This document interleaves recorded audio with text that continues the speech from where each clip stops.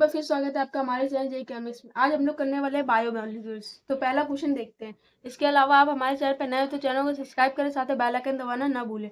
Organic chemistry का ये सबसे लास्ट चैप्टर और सारे चैप्टर से सबसे डिफरेंस होता है, क्योंकि इसके अलावा आपने अगर हाइड्रोकार्बन किया है तभी आप आगे के चैप्टर पढ़ सकते हैं, ऐसा होता है।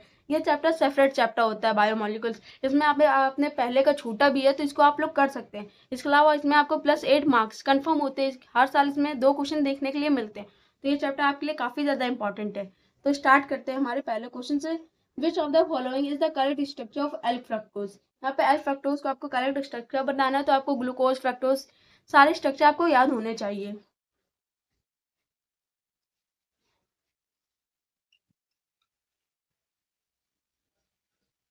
देखो, जब एल फ्रक्टोज होता है, जब डी फ्रक्टोज होता है, तो लास्ट के OH वाले ग्रुप हमारे इधर साइड लगे होते हैं, लेकिन जब फ्रक्टोज वाला होता है एल का, तो ये हमारे OH ग्रुप इधर लगे होते हैं।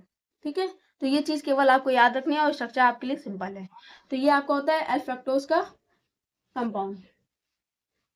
ठीक है, तो यहाँ से आपका ऑप्शन नंबर सी सही होता है, और ऊपर यहाँ पे आपको एक ये भी दिया होता है, option number C is correct answer. अब देखते हैं क्वेश्चन नंबर 2, जो कि एक स्टेटमेंट टाइप क्वेश्चन है। और बायोमॉलिक्यूल्स में आपको अपनी पकड़ बनानी है, तो इसकी एनसीईआरटी की आपको एक एक लाइन पता होनी चाहिए। जितनी अच्छी आपने इसकी एनसीईआरटी रीड की होगी, उतने अच्छे क्वेश्चन इसके आपके हो जाएंगे। स्टेटमेंट 1 उसने पूछा है डी, आपको दिया हुआ है डी प्लस ग्लूकोज, और फिर से डी प्लस फ्रक्टोज, और उसने ये बोला कि इन दोनों को मिला के बनता है सुक्रोज। तो जब आपने एनसीईआरटी लाइन पढ़ी होगी जहाँ पे डी ग्लूकोज और डी फ्रक्टोज दिया है, तो वहां पे आपने पढ़ा होगा कि सुक्रोज तो बनता है ग्लूकोज और फ्रक्टोज से, लेकिन दोनों पॉजिटिव नहीं होते हैं। ठीक है, तो हमारी एनसीईआरटी लाइन में क्या दिया हुआ है कि जब इसका हाइड्रोलिसिस होता है तो D plus glucose plus D minus fructose का यूज करते हैं, तब हमारा बनता है सुक्रोज। तो यहाँ से आपका स्टेटमेंट 1 फॉल्स होता है, क्योंकि यहाँ पे उसने दोनों ही पॉजिटिव लिए हैं, बल्कि फ्रक्टोज हमारा निगेटिव होता है। तो ये सुक्रोज बनता है, स्टेटमेंट 1 इज फॉल्स। तो यहाँ से आपका ऑप्शन नंबर ए और सी गलत होता है, ए और सी गलत होता है। अब सेकंड देखते हैं। सेकंड में उसने बोला है invert sugar is form doing during sucrose hydrolysis. तो जो हमारी इनवर्ट शुगर होती है, फॉर्म होती है सुक्रोज के हाइड्रोलिसिस पे। तो sucrose on hydrolysis gives invert sugar is true. Invert sugar, जब आप एनसीईआरटी लाइन पढ़ोगे तो ये दोनों लाइनें एक पास में दी हुई हैं कि जब आपका सुक्रोज हाइड्रोलिसिस होता है तो वहां पे इनवर्ट शुगर बनती है। तो स्टेटमेंट 2 आपका, statement 1 is false but statement 2 is true. तो यहाँ से आपका ऑप्शन नंबर कौन सा सही होता है? यहाँ से आपका ऑप्शन नंबर बी सही होता है, और statement 1 is false but statement 2 is true. तो क्वेश्चन नंबर 2 का option number B correct answer है। अब देखते हैं क्वेश्चन नंबर 3, जो कि विटामिन पे है। विटामिन को उसने बोला है फैट सॉल्युबल विटामिन। तो फैट सॉल्युबल विटामिन आप लोग क्लास 6, 7, 8 सब में पढ़ते आए, तो ये आपको एक ट्रिक भी पता होगी, सबने बताई होती है, मैंने भी बचपन में पढ़ी थी, कि जो विटामिन हमारे होते हैं एडेक, ADEK, और विटामिन BC, विटामिन ADEK जिसको हम लोग बोलते हैं एडेक, ये होते हैं फैट सॉल्युबल। याद करने के ट्रिक एडेक। और जो विटामिन BC होते हैं वो होते हैं वाटर सॉल्युबल। तो देखो, उसने पूछा यहाँ पे फैट सॉल्युबल, तो कौन कौन से होंगे? विटामिन ए, दिया नहीं है, विटामिन DE मतलब सी वाला भी है हमारा, विटामिन KE वाला। तो यानी कि हमारा यहाँ पे सी और ई हो। ठीक है, तो यहाँ से ऑप्शन नंबर डी हमारा सही होता है। तो क्वेश्चन नंबर 3 का option number D is true. अब क्वेश्चन नंबर 4 फिर से एक स्टेटमेंट टाइप क्वेश्चन दिया हुआ है, और बोला है we wet cotton cloth made of cellulose based carbohydrate take comparatively longer time to get dyed than net wet nylon polymer based cloth. ठीक है, तो क्वेश्चन नंबर बी हमारा। क्वेश्चन नंबर बी में उसने आपको यहाँ पे कॉटन की बात की है, जो सेलुलोज से बनता है। तो सेलुलोज जो होता है वो डेरिवेटिव होता है, has more number of hydroxy group. जो सेलुलोज होता है उसमें काफी नंबर ऑफ हाइड्रोक्सी ग्रुप होते हैं, जो मोर नंबर ऑफ हाइड्रोजन बॉन्डिंग करता है। यानी कि देखो,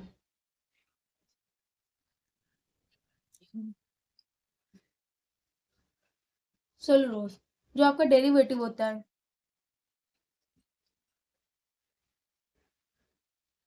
मोर नंबर ऑफ हाइड्रोक्सी ग्रुप, और जब आपका मोर नंबर ऑफ हाइड्रोक्सी ग्रुप होगा तो यानी कि आपका मोर नंबर ऑफ हाइड्रोजन होगा, हाइड्रोजन बॉन्ड प्रेजेंट होगा, जिसकी वजह से जो आपका सेलुलोज का डेरिवेटिव होता है उसके क्लॉथ के कपड़े काफी ज्यादा मजबूत होते हैं, काफी अच्छे होते हैं। तो यहाँ से ऑप्शन नंबर जो आपका ए है वो ट्रू होता है, और ऑप्शन नंबर बी आपका बोला intermolecular hydrogen bonding with water molecules more in nylon based cloth than is case of the cotton cloth.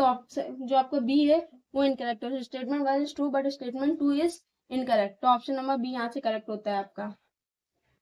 अब देखते हैं क्वेश्चन नंबर 5, फिर से आपको यहाँ पे थ्योरी बेस्ड क्वेश्चन ही है, और जो कि आपका पूछा है अमीनो एसिड से।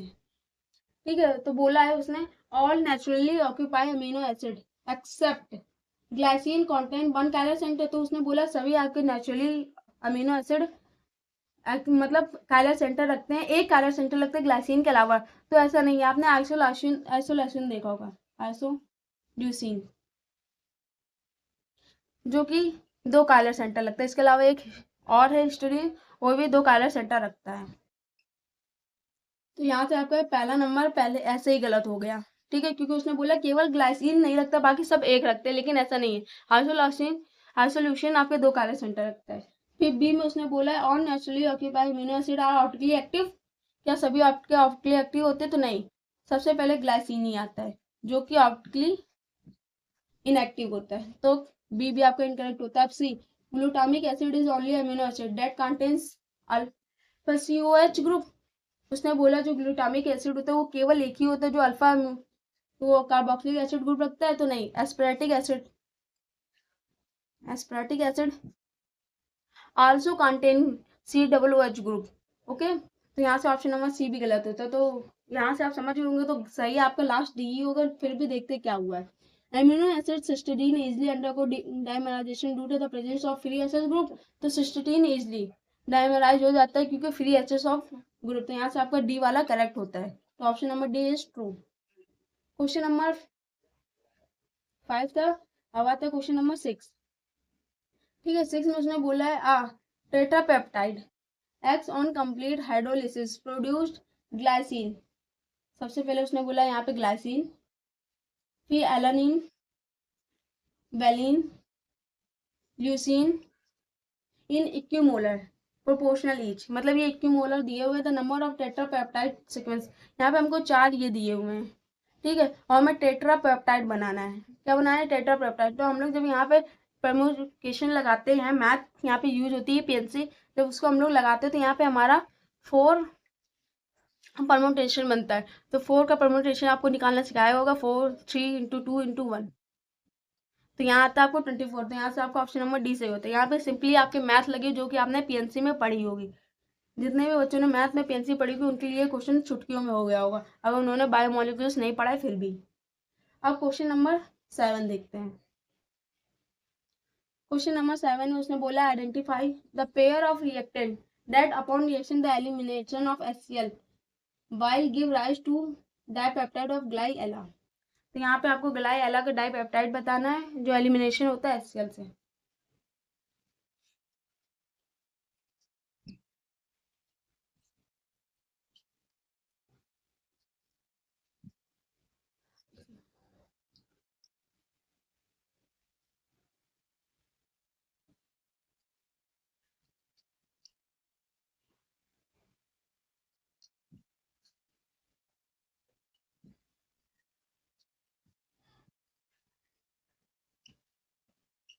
तो जब इसकी रिएक्शन कराते हो तो इसके जो NH2 होते हैं वो यहाँ पे रिएक्ट करते हैं, यहाँ से रिएक्ट करते हैं, इसको निकालते हैं, ऑक्सीजन यहाँ आता है।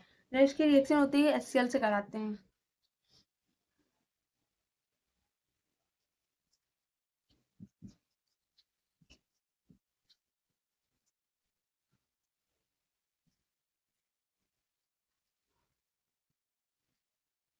फिर इसकी Cl से रिएक्शन कराते हैं तो हमारा कंपाउंड बनता है NH2CH2, क्योंकि जब यहाँ का ये हाइड्रोजन है, क्लोरीन जब आता है तो यहाँ रिएक्शन करता है जिससे कि ये हाइड्रोजन यहाँ रिएक्ट करता है।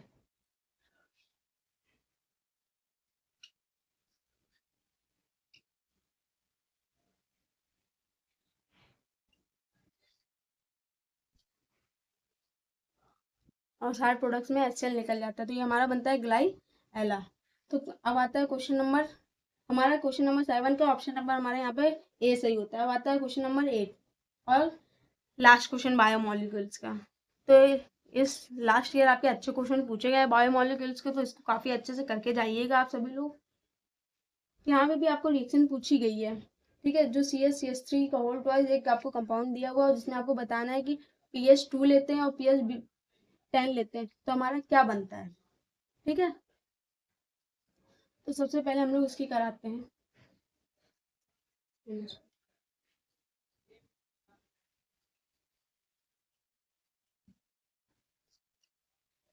pH 2 लेते हैं, pH 2 होगा तो हमारा एसिडिक मीडियम होगा, एसिडिक कंडीशन होगी। जब एसिडिक कंडीशन होती है तो हमारा जो N होता है यहाँ से एक H+ निकलता है एसिडिक में, सॉरी H+ जुड़ता है, एसिडिक में H+ जुड़ता है और बेसिक में H+ निकलता है, ठीक है।